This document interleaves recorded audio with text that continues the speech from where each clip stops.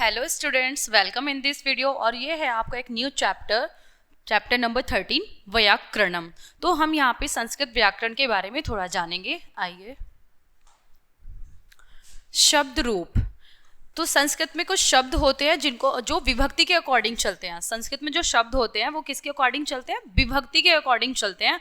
और संस्कृत में चलिए हम यहाँ पर पहले विभक्ति की बात कर लेते हैं। तो संस्कृत में 7 विभक्तियां होती है और एक होता है संबोधन। 7 विभक्तियां होती हैं और एक होता है संबोधन। संस्कृत में 3 वचन होते हैं। कितने वचन होते हैं? संस्कृत में 3 वचन होते हैं, एक वचन, द्विवचन, बहुवचन।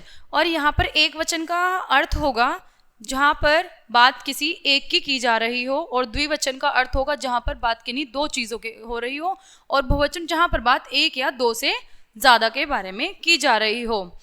जैसे विभक्ति, प्रथम विभक्ति, द्वितीया, तृतीया, चतुर्थी, पंचमी, षष्ठी, सप्तमी और संबोधन। प्रथमा विभक्ति अर्थात प्रथम, जो फर्स्ट नंबर पे यूज होती है।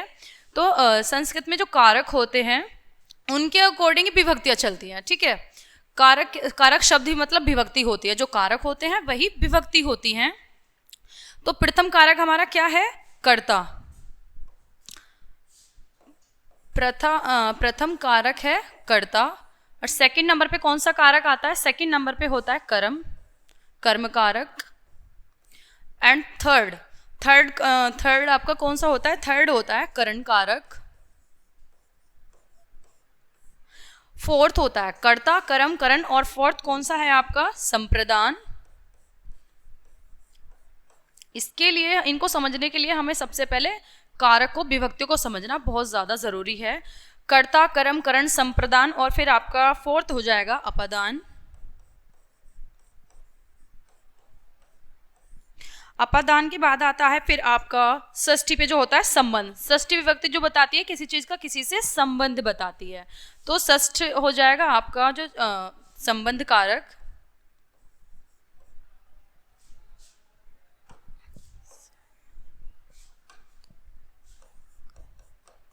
जो यहाँ पर ये 2 चीजों के बीच में संबंध बताता है। ठीक है, और सप्तमी में कौन सा होता है आपका? सप्तम विभक्ति का होता है आपका अधिकरण कारक। अधिकरण। ठीक है, चलिए संबोधन ये कारक नहीं है, लेकिन संबोधन भी इसमें एक विभक्तियों में दी जाता है। तो संबोधन में कुछ है, इस तरह के वर्ड्स यूज होते हैं, इसको भी हम देखेंगे। तो कर्ता, जहां पर किसकी प्रधानता होती है? वाक्य में कर्ता की प्रधानता होती है। जिस वाक्य में कर्ता प्रधान होता है, कार्य को करने वाला प्रधान होता है। ठीक है, तो इनके कुछ चिन्ह भी होते हैं। जैसे कर्ता का चिन्ह क्या होता है? ने। कर्म का चिन्ह क्या होता है? को। अर्थात ये वाक्यों के बीच में ये वाले चिन्ह आएंगे जहां पर ने आ रहा है, को आ रहा है। ठीक है, तो वो कर्म कारक हो जाएगा। और करण में क्या हो जाएगा? से। कर्ता ने कर्म को करण से किसके लिए? संप्रदान के लिए। किसके लिए? संप्रदान के लिए। और किससे? अपादान से। किससे अलग कर रहा है उसको? अपादान से अर्थात अलग करना, किसी भी चीज को किसी से अलग करना। तो हम इसको यहां करेंगे से अलग। फिर आता है आपका संबंध कारक, जहां पर किसी चीज का किसी से संबंध बताया जा रहा है। तो संबंध कारक जैसे क्या होता है? किसी चीज का ठीक है, क, के, की, ये इसके चिन्ह हो जाएंगे। ठीक है, अधिकरण का चिन्ह क्या हो जाएगा? अधिकरण, जहां पर जो किसी चीज का आधार होता है। जैसे अधिकरण किसी चीज का आधार, जहां पर कार्य किया जा रहा हो। में, पर। जैसे तालाब में मछलियां तैर रही हैं, तो कहां पर तैर रही हैं? मछलियां तैर रही हैं, बट कहां पर तैर रही हैं? तालाब के जल में तैर रही हैं। तो अधिकरण मतलब संबंध बताता है। चलिए अब इसको हम समझ लेते हैं थोड़ा। बालकः का क्या अर्थ होगा, बालकौ क्या होगा और बालकः क्या होगा। तो जहां पर कर्ता एक है, ठीक है, कर्ता है और एक है। ठीक है, कौन सा कारक है आपका? कर्ता है। ठीक है, उसमें कौन सी विभक्ति का प्रयोग करेंगे हम? प्रथम विभक्ति का प्रयोग करेंगे। और अगर एक वचन है, कर्ता एक है, तो हम यूज करेंगे बालकः। कार्य को करने वाले 2 हैं, तो ठीक है, कार्य को करने वाले 2 हैं, तो करेंगे बालकौ। एक बालक, 2 बालक, बालकः बहुत सारे बालक। बालकः, बालकौ, बालकः। अब बालकम का अर्थ क्या हो जाएगा? इसका अर्थ होगा बालक ने, एक बालक ने। बालकौ 2 बालकों ने। ठीक है, 2 बालकों ने, मतलब जहां पे काम पूरा किया गया है वो 2 बालकों के द्वारा पूरा किया गया है, 2 बालकों ने, और यहाँ पे बालिका का इसी तरह से अर्थ हो जाएगा बहुत सारे बालकों ने। अब बालकम का देख लेते हैं, बालकम का क्या अर्थ होगा। तो जहाँ पर फिर से वही आपको बताया जा रहा है कि एक वचन, ठीक है। तो जहाँ पर किस वाक्य में किसकी प्रधानता है, कर्म की प्रधानता है, कर्म को प्रधान माना जा रहा है, और वाक्य में चिन्ह क्या आ रहा है, को। जैसे बालक को फल दिया, ठीक है, किसको फल दिया, बालक को फल दिया। बालकम शब्द है तो बालकम का अर्थ क्या हो जाएगा, एक बालक को। बालकों का अर्थ यहाँ पर हो जाएगा 2 बालकों को, ठीक है, 2 बालकों को। और बालकान का इसी तरह से अर्थ हो जाएगा बहुत सारे बालकों को। नेक्स्ट है आपका करण कारक तृतीय विभक्ति।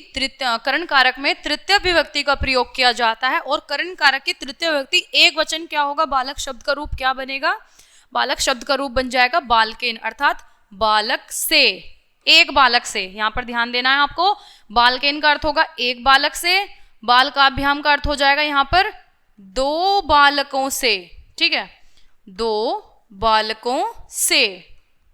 ऐसे ही बालकयः का अर्थ हो जाएगा यहाँ पर बहुत सारे बालकों से, एक बालक से, 2 बालकों से, बहुत सारे बालकों से। फिर आता है आपका चतुर्थी विभक्ति। चतुर्थी विभक्ति, चतुर्थी विभक्ति के कौन से कारक के लिए होती है, संप्रदान। संप्रदान में चतुर्थी विभक्ति का प्रयोग होता है, और यहाँ पर संप्रदान की चतुर्थी विभक्ति में बालक शब्द का एक वचन में रूप क्या बनेगा, बालकाय, बालक के लिए। कितने बालक के लिए, एक बालक के लिए, ठीक है, एक बालक के बालकाभ्याम, बालकाभ्याम का अर्थ यहाँ पे हो जाएगा पहले बालकाय, बालकाभ्याम, बालके, एक बालक के लिए, 2 बालकों के लिए, और बहुत सारे बालकों के लिए, ठीक है। फिर आती है आपकी अपादान कारक होता है, और अपादान में कौन सी विभक्ति होती है, अपादान में होती है पंचम विभक्ति। अपादान की पंचम विभक्ति में बालक शब्द का जो रूप बनेगा एक वचन में वो क्या हो जाएगा, बालकात, अर्थात बालक से अलग, ठीक है। मतलब वो जो कोई चीज है ना, वो जैसे आपको यहाँ पे समझाया जा रहा है, इसका एग्जाम्पल दिया गया है कि जहां पर चीज अलग हो रही होती है, जैसे बालक से कोई चीज अलग हो रही है, ठीक है, तो बालकात से अलग, अलग होने के अर्थ में आती है। जहां पर चिन्ह आ जाएगा आपका से, वाक्य के बीच में चिन्ह आएगा से, तो आप वहां पर समझ जाएंगे कि यहाँ पर अपादान कारक की बात की जा रही है, और अपादान में पंचम विभक्ति का हमें प्रयोग करना है। तो एक बालक से अलग हो रही है चीज, यहाँ पे बालकाभ्याम, 2 बालकों से चीज अलग हो रही है, और बालकेभ्य, बहुत सारे बालकों से चीज अलग हो रही है, ठीक है, बहुत सारे बालकों से अलग। फिर आता है आपका षष्ठी विभक्ति। षष्ठी विभक्ति क्या बताती है, षष्ठी विभक्ति बताती है संबंध, ठीक है। तो जहां संबंध कारक होता है तो वहां पे हमें षष्ठी विभक्ति का प्रयोग करना होता है। संबंध कारक का जो चिन्ह होता है, जिससे आप उसको पहचानते हो कि इसमें संबंध कारक है, कैसे पहचानोगे, उसके जो चिन्ह होंगे क्या होंगे, का, के, की, अर्थात वाक्य में क्या आएगा, का, के, की, ये कुछ शब्द आएंगे, ये चिन्ह आएंगे।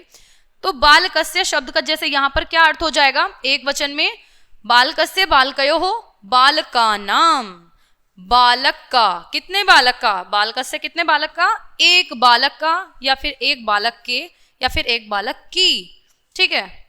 जैसे एक बालक है, राम है, ठीक है, राम के पिता दशरथ हैं, किसके पिता हैं, संबंध बता रहा है ना यहाँ पर, किसके पिता हैं, राम के पिता है, राम का दशरथ से संबंध बताया जा रहा है, ठीक है। तो संबंध किसका बताया जा रहा है, राम का, तो हम राम में क्या कर देंगे, रामस्य रूप बन जाएगा, ठीक है। ऐसे ही बालक शब्द से बालकस्य, राम शब्द से रामस्य। चलिए, तो एक बालक का हो गया यहाँ पे। फिर बालकयोः, 2 बालकों का संबंध बता रहा है, 2 बालकों का, या फिर 2 बालकों के, या फिर 2 बालकों की। बाल का नाम बहुत सारे बालकों की, या फिर बहुत सारे बालकों का, ठीक है। फिर आता है आपका सप्तम विभक्ति। सप्तम विभक्ति क्या होती है, सप्तम विभक्ति में अधिकरण बताया जाता है, ठीक है। अधिकरण कारक होता है सप्तम विभक्ति में, और अधिकरण कारक में सप्तम विभक्ति का प्रयोग किया जाता है। उसके चिन्ह क्या होते हैं, में, पर, पे, ठीक है।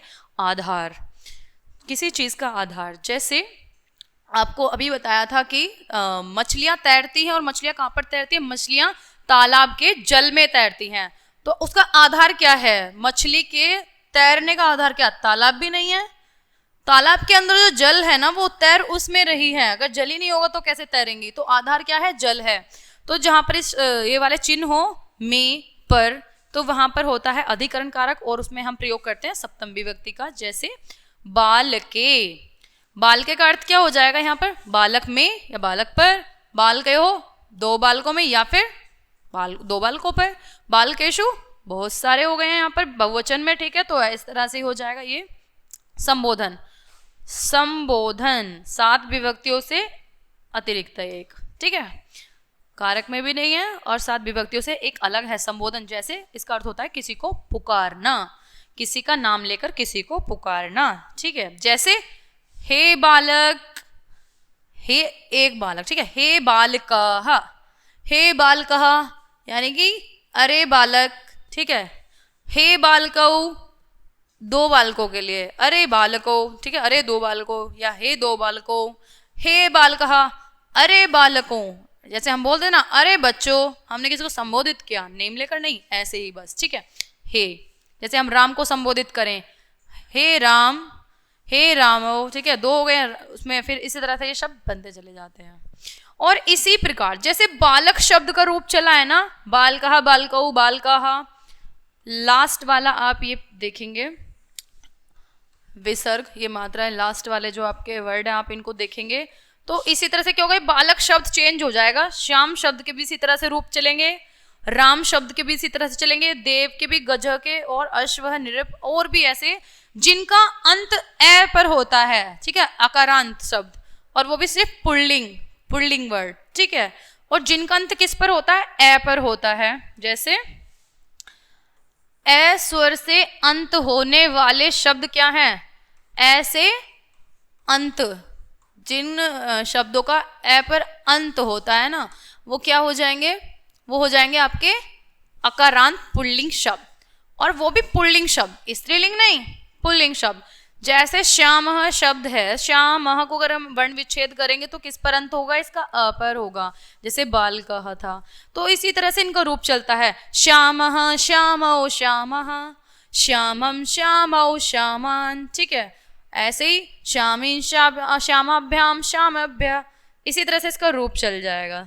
और ऐसे ही राम शब्द के रूप चलेंगे, राम है, रामौ, रामः, रामम, रामौ, रामान्, रामेन, रामाभ्याम, रामेभ्य, फिर रामाय, रामाभ्याम, रामेभ्य, और ऐसे फिर इसका हो जाएगा रामात्, रामाभ्याम, रामेभ्य, रामस्य, रामेहो, रामानाम, ठीक है। तो इसी तरह से इन बाकी शब्द के भी रूप चलते हैं। फिर आता है आपका सेकंड, आकारांत स्त्रीलिंग शब्द। आकारांत अर्थात जिनका अंत किस पर हो रहा है, आ पर हो रहा है, आ स्वर पर जिनका अंत हो रहा है, वो कौन से शब्द होते हैं, स्त्रीलिंग होते हैं। ऐसे अंत होने वाले शब्द कौन से होते हैं, पुल्लिंग शब्द। और अकारांत यानी कि जो आ से अंत होता है वो होता है स्त्रीलिंग शब्द आपके, ठीक है। जैसे बालिका, बालक हो गया, एक बालक था, ठीक है, बॉय, और बालिका गर्ल, ठीक है। तो इसी तरह से ये रूप चलेंगे। विभक्तियां हैं यहाँ पर, प्रथम, द्वितीय, तृतीय, चतुर्थी, पंचमी, षष्ठी, ठीक है। फिर आपका जैसे वो आ जाता है, षष्ठी के बाद अधिकरण आ जाता है, ठीक है, सप्तमी विभक्ति। तो बाकी रूप भी इसी की तरह चलेगा। बालिका, तो जैसे आपको बताया था, कर्ता, कर्म, करण, संप्रदान, अपदान, ठीक है, संबंध, अधिकरण। बालिका का अर्थ क्या हो जाएगा इसी प्रकार, यहाँ पर कर्ता ने होता है ना चिन्ह, तो बालिका ने, कितनी बालिका ने, एक बालिका ने। फिर 2 बालिकाओं ने, 2, एक वचन के लिए 1 बालिका, 2 के लिए 2 बालिका, बहुवचन के लिए बहुत सारी बालिका, बहुत सारी बालिकाओं ने, ठीक है, बालिकाओं ने, बहुत सारी बालिकाओं ने। इसी तरह से हो जाएगा आपका द्वितीय विभक्ति में, ठीक है, कर्म कारक होता है, तो फिर कितनी बालिका को, 1 बालिका को, 2 बालिका को, बहुत सारी बालिकाओं को, ठीक है। ऐसे फिर आपका हो जाएगा बालिका। तो किसके लिए अलग करने, जहां पर आपको बताया जाता है कि करण कारक, ठीक है, तृतीय विभक्ति में कौन सा होता है, करण कारक होता है से, अर्थात इसका चिन्ह क्या होता है, से। तो इसका हो जाएगा 1 बालिका से, 2 बालिकाओं से, बहुत सारी बालिकाओं से। फिर आता है चतुर्थी विभक्ति, जहां पर आपका चतुर्थी विभक्ति में क्या होता है, संप्रदान होता है। कौन सा कारक होता है, संप्रदान होता है। तो 1 बालिका के लिए, 2 बालिकाओं के लिए, बहुत सारी बालिकाओं के लिए। फिर आ जाता है आपका पंचम विभक्ति। पंचम विभक्ति में क्या होता है, पंचम विभक्ति में आपका होता है अपदान, ठीक है, जहां पर आपको कोई चीज किसी चीज से क्या हो रही हो, अलग हो रही हो पंचम विभक्ति में, ठीक है, जहां पर कोई चीज किसी से अलग होती है, से अलग, तो एक बालिका से अलग हो रही है, एक बालिका से, दो बालिकाओं से, बहुत सारी बालिकाओं से। फिर आपका आ जाता है षष्ठी विभक्ति। षष्ठी विभक्ति बताता है संबंध, किसका किससे संबंध है, जैसे बालिका का किससे संबंध है, ठीक है। तो यहाँ पर क्या हो जाएगा, संबंध कारक, जिसका चिन्ह क्या बताया था आपको, का, के, की। तो एक बालिका की या एक बालिका का, और दो बालिकाओं की, और बहुत सारी बालिकाओं का या की, ठीक है। सप्तम विभक्ति, इसी प्रकार सप्तम विभक्ति में आपका हो जाएगा अधिकरण, ठीक है, आधार।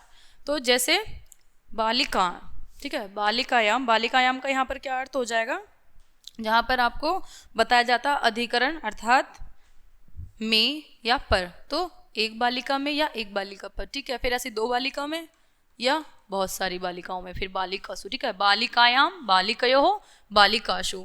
फिर संबोधन में आपका आ जाता है हे बालिके, हे बालिके, हे बालिका। अब देखिए जो अकारांत पुल्लिंग शब्द होते हैं, स्त्रीलिंग के जो शब्द हैं अकारांत के, उससे भिन्न चलते हैं, उससे अलग चलते हैं, उसके जैसे नहीं होते, ठीक है। अकारांत शब्द अलग के रूप अलग तरह से चलते हैं, और जो स्त्रीलिंग अकारांत शब्द हैं वो अलग तरह से चलते हैं। फिर से यहाँ पर आ गया है, पहले हमने रीड किया था अकारांत पुल्लिंग शब्द, अब हम लर्न करेंगे अकारांत नपुंसकलिंग शब्द, ठीक है, जो होते हैं आपके नेचर वर्ड्स होते हैं कुछ नपुंसकलिंग शब्द। चलिए देखते हैं इसको। तो सेम विभक्तियां भी इसी में ऐसी रहेंगी और वचन भी, ठीक है, एक वचन, द्विवचन, बहुवचन, और विभक्तियां भी आपकी सेम रहेंगी जैसे बाकी सब में थी, 7 विभक्तियां, ठीक है। तो इसमें एक वचन में क्या हो जाएगा, प्रथम विभक्ति। प्रथम विभक्ति में जैसे आपको बताया था क्या था, वही कर्तने, कर्म को कर्ण से, संप्रदान के लिए पदान से, ठीक है। उसी तरह से फलम हो जाएगा, फलम का अर्थ क्या हो जाएगा, फलने, ठीक है, फलम फले, फलने, दो फल और बहुत सारे फल। फिर द्वितीय में आपका इस तरह से हो जाएगा, फल को खाया, जैसे किसने खाया, फल को, जहाँ पे कर्म किया जा रहा है, फल को खाने का कर्म किया जा रहा है, ठीक है। और वो भी कितना फल है, एक फल है, ठीक है। यहाँ पे 2 फलों को हो जाएगा, यहाँ पे बहुत सारे फलों को हो जाएगा, फलम फले फलानी, एक फल, 2 फल और बहुत सारे फल, कितने भी हो सकते हैं, 3, 4, 5, 6, ठीक है। तृतीय विभक्ति फिर आपकी आ जाती है, तृतीय मतलब करण, ठीक है, करण से। तो फलेन अर्थात फल से या फल के द्वारा। जैसे एक शब्द मैं आपको और बता दूं, यहाँ पे कलम, मैं किससे लिख रही हूँ, कलम से लिख रही हूँ, ठीक है, किससे लिख रही हूँ, कलम से लिख रही हूँ मैं। तो करण क्या है, अहम कलमेन लिखामी, मैं किससे लिख रही हूँ, कलम से लिख रही हूँ, ठीक है, कलम प्लस एन, कलमेन, ऐसे ही फल प्लस एन, फलेन, ओके, यस। तो एक फल से, ठीक है, 2 फलों से या फिर बहुत सारे फलों से, फलेन, फलाभ्याम, फलेह। फिर आ जाता है फले, एक फल के लिए, फलाभ्याम 2 फलों के लिए, फलाभ्य बहुत सारे फलों के, फलात एक फल से, चीज यहाँ पर अलग हो रही हो, ठीक है, से अलग, से या फिर के लिए हो जाएगा यहाँ पर, जो हम किसी चीज के द्वारा कर रहे हैं, ठीक है, से या द्वारा, हम जहां पर चीज किसी के द्वारा कर रहे हो। फिर आपका हो जाएगा फलात, एक फल से अलग हो रहा है, फिर 2 फलाभ्याम 2 फलों से, फलाभ्य बहुत सारे फलों से, फलस्य, फलस्य का अर्थ हो जाएगा का, किसका, फल का, एक फल का, फल्योः 2 फल का, और फलानाम बहुत सारे फलों का, ठीक है। और सप्तम विभक्ति में फिर आपका क्या हो जाता है, अधिकरण हो जाता है फल में या फल पर, ठीक है, फल में, फले, फल्योः, फलेषु, फल में या फिर फल पर, एक फल पर, 2 फलों में या फिर 2 फलों पर, बहुत सारे फल में या फिर बहुत सारे फलों पर, ठीक है। तो इसी तरह से कुछ और भी शब्द होते हैं अकारांत नपुंसकलिंग शब्द जो होते हैं, जैसे वन, पुस्तक, पुष्प, जल, गृह, मित्र, कमल, और भी बहुत सारे से शब्द होते हैं, वनः, पुस्तकः, पुष्पः। तो जैसे हम वन के शब्द रूप किस तरह से बनाएंगे, वनम, वने, वनानी, वनम, वने, वनानी, ठीक है। तो ये दोनों विभक्तियों में सेम चलेगा। देखो प्रथम विभक्ति जो अकारांत फल शब्द है ना, यहाँ पे अकारांत नपुंसकलिंग शब्द वो किस तरह से चलते हैं, प्रथम और द्वितीय विभक्ति में सेम चलते हैं, प्रथम और द्वितीय विभक्ति में क्या चलते हैं, सेम चलते हैं दोनों, ठीक है। और तृतीय विभक्ति में चेंज हो जाता है। चलिए नेक्स्ट देखते हैं, धातु रूप। यस, धातु रूप अर्थात क्रियाएं, जो क्रिया हम करते हैं, जो वर्ब जो भी आप काम करते हो। तो यहाँ पे हम देखेंगे लट लकार, ठीक है। तो इसमें भी टेंस जो होते हैं उसके अकॉर्डिंग चलती हैं, जैसे वर्तमान काल, भूतकाल, भविष्य काल का मतलब वर्क जो किया जा रहा है वो कब किया जाए, कर्म कब किया जा रहा है। तो लट लकार, संस्कृत में लट लकार का क्या अर्थ होता है? लट लकार जो क्रिया वर्तमान में प्रेजेंट में चल रही हो, लट लकार का अर्थ होता है वर्तमान काल, ठीक है। अर्थात जो चीजें अभी चल रही हैं प्रेजेंट में। तो इसमें भी सेम वैसे ही चलेगा, जैसे बताया था आपको 3 वचन होते हैं, एक वचन, द्विवचन और बहुवचन। तो देखते हैं, सबसे पहले इसमें ना पुरुष होते हैं, ठीक है। 3 पुरुष होते हैं, कौन कौन से होते हैं? 3 पुरुष होते हैं, कौन कौन से होते हैं? प्रथम पुरुष, मध्यम पुरुष, उत्तम पुरुष। अब आप एक बार देख लीजिए, प्रथम पुरुष का प्रयोग होता है जहां पे बात किसी अन्य की जा रही हो, जैसे वह, ठीक है, जहां पे किसी अन्य की बात की जा रही हो। मध्यम पुरुष का प्रयोग होता है जहां पे बात हमारा जो सामने वाला है, ठीक है, उसकी बात की, जो हमारे सामने है उसकी बात की जा रही है, अर्थात युष्मद्। और उत्तम पुरुष की बात किसके लिए की जाती है? अश्मद्, स्वयं के लिए, ठीक है। उत्तम पुरुष की जो बात होती है किसके लिए होती है? स्वयं के लिए होती है, अश्मद्। इसको समझना बहुत जरूरी है। प्रथम पुरुष का प्रयोग हम सिर्फ वहां पर करेंगे, प्रथम पुरुष की जो क्रियाएं हैं ना, हम उनका प्रयोग सिर्फ वहां पर करेंगे जहां पर बात ना ही तो हमारी हो रही है, ना ही हम जिससे बात कर रहे हैं जो हमारे सामने प्रेजेंट है उसकी हो रही है। जो हमारे सामने प्रेजेंट नहीं है बात, हम 2 व्यक्ति हैं, एक तो जो हमारे सामने हम उससे बात कर रहे हैं और एक हम हो गए, ठीक है। हम दोनों को मतलब अलग करके जो वहां पर है ही नहीं है, किसी अन्य के बारे में बात की जा रही है, वहां पर प्रयोग होता है किसका? प्रथम पुरुष का, ठीक है। प्रथम पुरुष के क्या होते हैं? प्रत्यय होते हैं उसके ती, तह, अंति। वर्ब चेंज हो जाती है, ठीक है, वर्ब चेंज हो जाती है, क्रिया चेंज हो जाती है, बट जो इनका प्रत्यय है, प्रत्यय सेम चलेंगे किसमें? सभी लकार में। मतलब लट लकार के जो सेम प्रत्यय वो लट लकार के रहेंगे, लंग लकार के प्रत्यय वो अलग रहेंगे, ठीक है। तो सभी के इस तरह से अलग अलग प्रत्यय होते हैं हर एक लकार के। तो प्रथम पुरुष का प्रत्यय क्या हो जाएगा? ती, तह, अंति। और मध्यम पुरुष का प्रत्यय क्या हो जाएगा? जो हमारे सामने है, जिससे हम बात कर रहे हैं उसके लिए, ठीक है, सी, थ, थ। और बात जब हम खुद के बारे में कर रहे हो तो उसके प्रत्यय क्या हो जाएंगे? आमी, आवह, आमह, जैसे ती, ठीक है। भव धातु का अर्थ होता है होना। भू धातु का क्या अर्थ है? भू या भव, भव का अर्थ होता है होना, जैसे कार्य हो रहा है, ठीक है। तो भक्ति का यहाँ पर इस तरह से अर्थ हो जाएगा होता है। कितना होता है? एक वचन, अर्थात जहां पे बात किसी एक की हो रही हो, ठीक है, तो उसमें वो अन्य पुरुष हो, ठीक है, तो उसके लिए हो जाएगा भवती। जहां पे बात किन्हीं 2 की हो रही हो और वो यहाँ पर नहीं है, वो अन्य है कोई, ठीक है, तो भवतः, भवंती, बहुत सारों की बात की जा रही हो लेकिन जो यहाँ पे ना हो, ठीक है। ऐसे मध्यम पुरुष देखेंगे युष्मद्, जिसमें होता है, जिसकी किसके साथ यूज होता है? त्वम, युवाम, यूयम, ये वाले सर्वनाम होते हैं, ठीक है। त्वम, युवाम, यूयम, अर्थात तुम के साथ यूज होगा, तुम दोनों के साथ यूज होगा, और तुम सबके साथ, जैसे तुम भवसी, तुम, ठीक है, तुम हो, भवसी, तुम हो, ठीक है, तुम दो, तुम सब हो। और ऐसे भवामी, भवामी अर्थात तो ये मैं के साथ यूज हो जाता है, जैसे मैं और हम दोनों के साथ यूज हो जाएगा। और भवामह, हम मैं हूँ और मैं होता है, और फिर हम 2 होते हैं, फिर हम सब होते हैं, और इसी तरह से फिर अभवद हो जाएगा। लंग लकार, लंग लकार का अर्थ होता है भूतकाल, अर्थात जो क्रियाएं हो चुकी हैं, जो काम हो चुका है, हो नहीं रहा है, जो काम हो चुका है। तो उससे पहले बस क्या होगा, इन शब्दों में आ जाता है, ठीक है, क्या आ जाता है? ए आ जाता है, जो भूतकाल की क्रियाएं होती है उनके पहले, जैसे यहाँ पर। तो ये भी सेम है, एक वचन, द्विवचन, बहुवचन, ठीक है। तो ये भू धातु का ही चल रहा है यहाँ पर। अभवत, अभवताम, अभवन, अभवः, अभवतम, अभवत, अभवम, अभवाव, अभवाम, ठीक है। एक के लिए हो गया यहाँ पर, ये 2 के लिए द्विवचन हो गया, ये बहुवचन के लिए क्रियाएं हो गई हैं, ठीक है, ये बहुवचन के लिए हो गया है, ठीक है। चलिए नेक्स्ट है आपका लिरिट लकार, ठीक है। लिरिट लकार का भविष्यत काल, लिरिट अर्थात भविष्य काल, मतलब ना ही तो कार्य हो चुका है ना ही कार्य हो रहा है, कार्य होगा। तो इसके प्रत्यय भी ना अब अलग होते हैं। देखिए जैसे लट लकार के प्रत्यय अलग थे, लंग लकार के प्रत्यय अलग थे, और लिट लकार के प्रत्यय अब उससे भी भिन्न है, अलग है। जैसे एक वचन के लिए हो जाएगा श्यति, श्यतः, श्यन्ति। ऐसे ही श्यसि, श्यथः, श्यथ, श्यामी, श्यावः, श्यामः। ठीक है।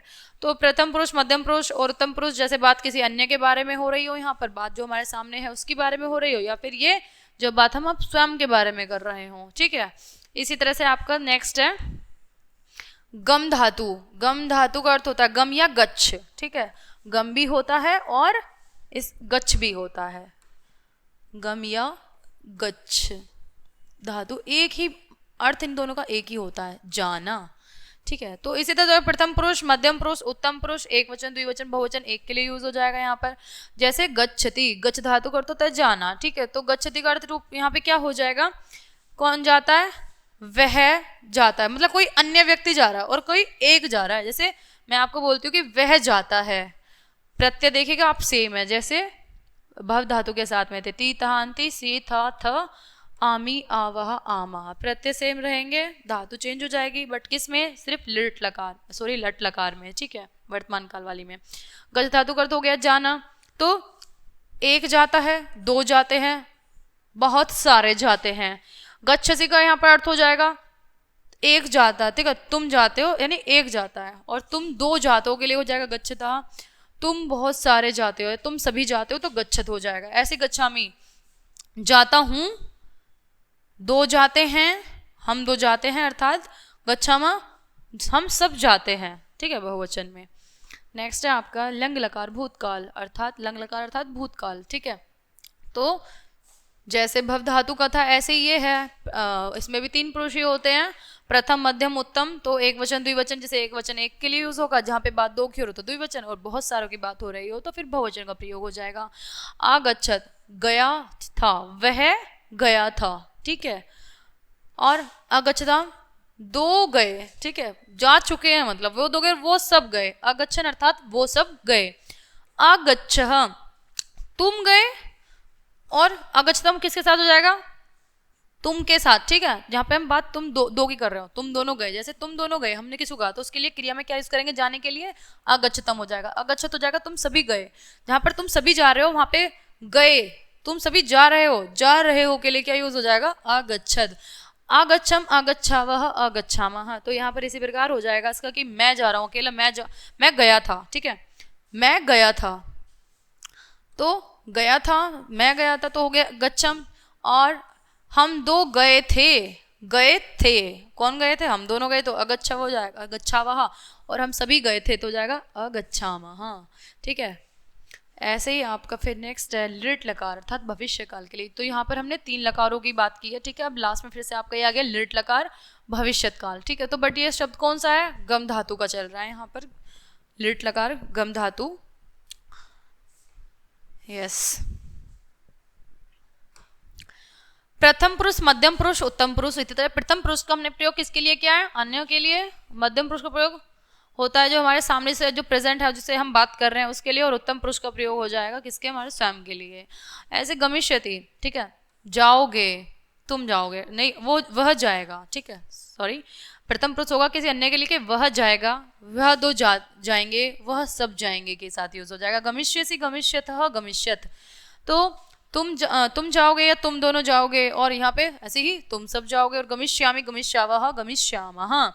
मैं जाऊंगा या फिर मैं, यहाँ पर गमिष्यावा का हो जाएगा कि हम दो जाएंगे, और गमिष्यामा का हो जाएगा हम सभी जाएंगे। तो हमने आज यहाँ पर किया है तीन लकारों की बात की है, लट लकार, लंग लकार और लिट लकार। ठीक है। लट लकार का क्या अर्थ हो गया था, लट लकार का अर्थ हो गया था वर्तमान, और लंग लकार का अर्थ हो गया था भूतकाल, और आपका था एक लिट लकार जिसका अर्थ होता है भविष्य काल। ठीक है। तो एक लकार के अंदर ना प्रत्यय सेम होते हैं, लकार जो होता है उसके प्रत्यय सेम होते हैं किसी एक लकार के अंदर, सबके नहीं, सबके डिफरेंट डिफरेंट होते हैं। तो आपका ये चैप्टर यहीं पर कंप्लीट हो गया। आई होप आपको सभी को बहुत अच्छे से समझ में आया होगा। तो मिलते हैं नेक्स्ट वीडियो में, तब तक के लिए बाय।